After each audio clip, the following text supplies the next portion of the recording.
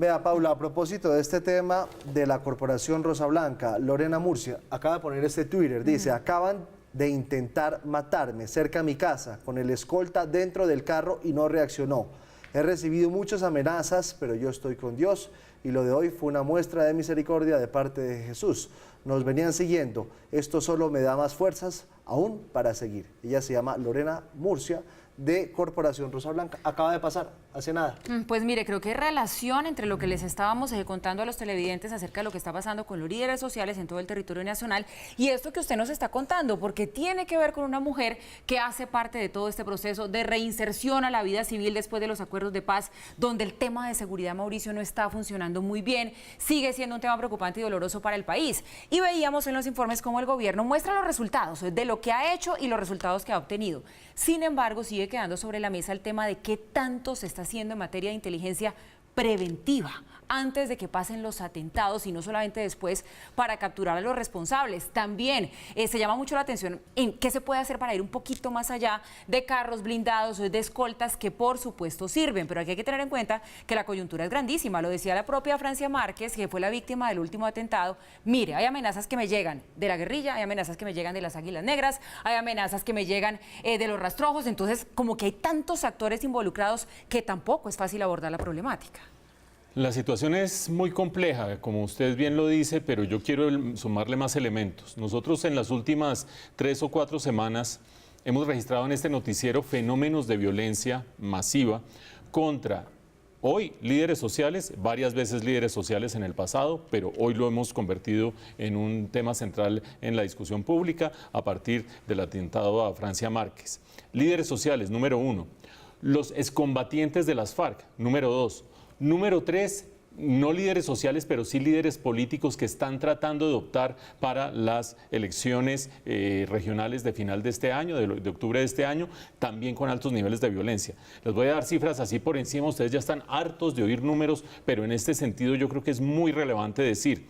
275 líderes sociales asesinados en los últimos 3 años en Colombia, 30 este año, 29, ustedes lo veían en la nota, 29 este año, líderes sociales. Excombatientes de las FARC asesinados desde que se firmó el acuerdo de paz, desde finales del año 2016, 130 líderes de las FARC, excombatientes de las FARC asesinados por otra parte. Y también nos habíamos presentado hace unas semanas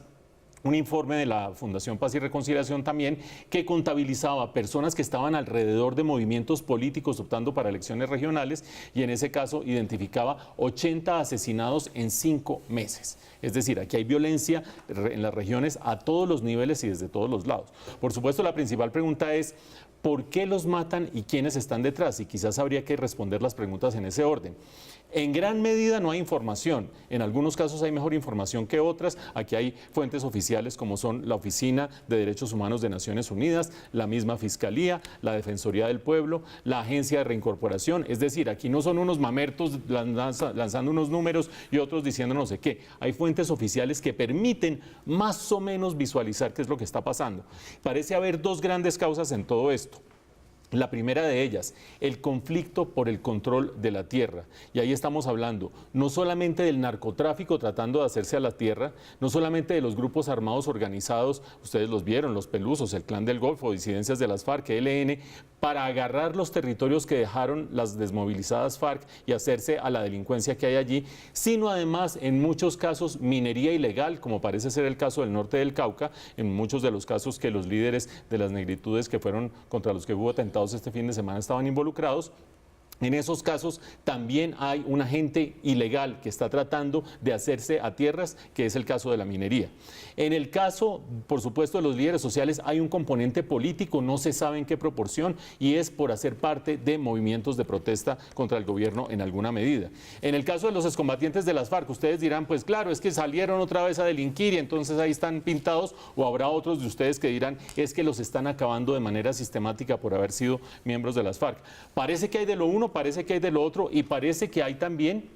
delincuencia que en el pasado estaba vinculada con las FARC y termina o cobrando venganza o tratando de que se reincorporen a la delincuencia y ellos se resisten y por lo tanto también atentan contra ellos. Acuérdense, aquí hay fuentes oficiales, no es invención de unos y otros. De cualquier manera, los dos factores centrales, control de la tierra con criminalidad de por medio y elementos de violencia política, también con una falta del Estado de por medio, son los dos grandes elementos. Y detrás de eso menciono por último al Estado, no porque sea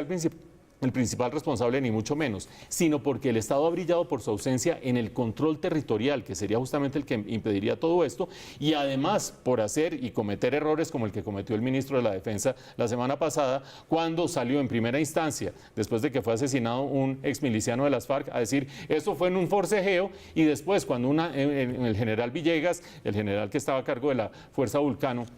terminó diciendo, pido perdón porque fueron las fuerzas militares, salió el ministro a decir, yo no autorizo a que este general diga eso. No es la posición más idónea que debería tomar el Estado cuando crece de esta manera la violencia política y la violencia por el control del territorio en toda la tierra nacional.